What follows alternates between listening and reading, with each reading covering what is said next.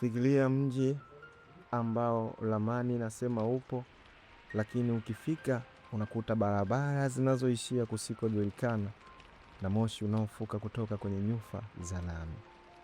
Karibu Centralia. Huu si mji wa kawaida, ni mji ambao umekuwa ukiwaka moto chini ya ardhi kwa zaidi ya miongo 6 na bado haujazima. Mwaka 962, Centralia ulikuwa ni mji mdogo wa wachimbaji wa makaa ya mawe wenye watu zaidi ya 1000. Kila kitu kilibadilika mwezi Mei mwaka huo. Inasemekana zimamoto walikuwa wakichoma dampo la takataka karibu na mgodi wa zamani. Moto huo haukuzimika vizuri. Ulipenya ndani ya mishipa ya makaa ya mawe ya anthracite chini ya mji. Makaa haya yanajulikana kwa kuwaka moto muda mrefu na kwa joto kali sana. Moto ulianza kusambaa kama nyoka chini ya nyumba. Makanisa na shule za wakazi wa Centralia bila wao kujua ukubwa wa hatari iliyokuwa inakuja. Kwa miaka mingi serikali ilijaribu kuuzima moto huu, lakini ilishindikana, na kufika miaka ya 70 hali ikawa mbaya.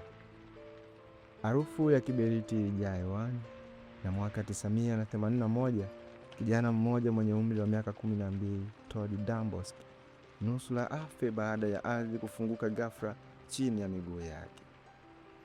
Shimo hilo lilikuwa na joto kali ya gesi ya ukaa, carbon monoxide. Tukio hili lilishitua sana Marekani. Serikali iligundua kuwa Centralia si salama tena. Mwaka 984 bunge lilitoa mamilioni ya dola kuwahamisha wote na kubomoa nyumba zao.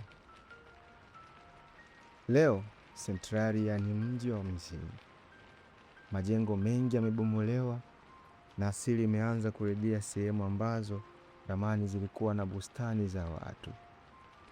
Kivutio kikubwa kilikuwa ni Lafty Highway, sehemu ya barabara kuu ya 61 iliyopasuka na kufunikwa na michoro ya rangi.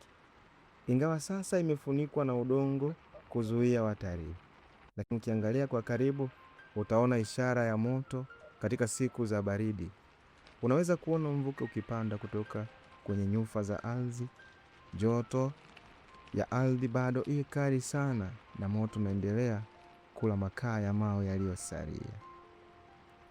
Wataalamu wanasema kuna makaa ya mawe ya kutosha chini ya Centralia na kuendelea kuwaka kwa miaka mingine 250.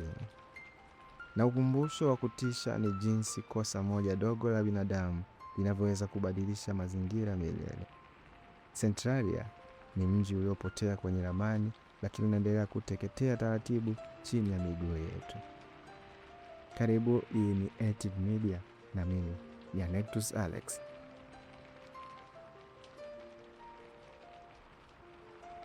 No.